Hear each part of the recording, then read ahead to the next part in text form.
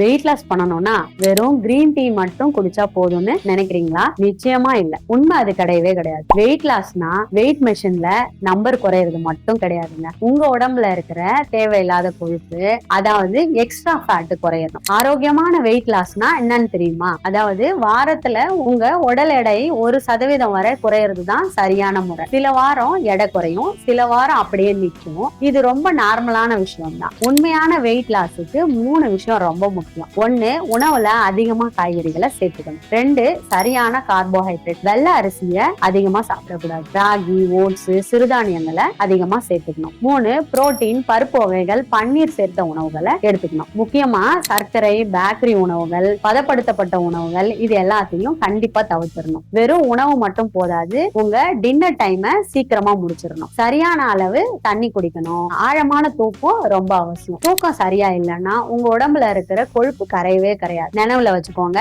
இதுக்கு குறுக்கு வழி எதுவுமே கிடையாது. தொடர்ச்சியான முயற்சி மட்டும்தான் வெற்றியை தரும். நீங்க ஆரோக்கியமான வெயிட் லாஸ் ஜேர்னில இருக்கீங்களா? இப்பவே கமெண்ட்ல லாஸ்ன்னு டைப் பண்ணுங்க. நாங்க உங்களுக்கு ஹெல்ப் பண்றோம்.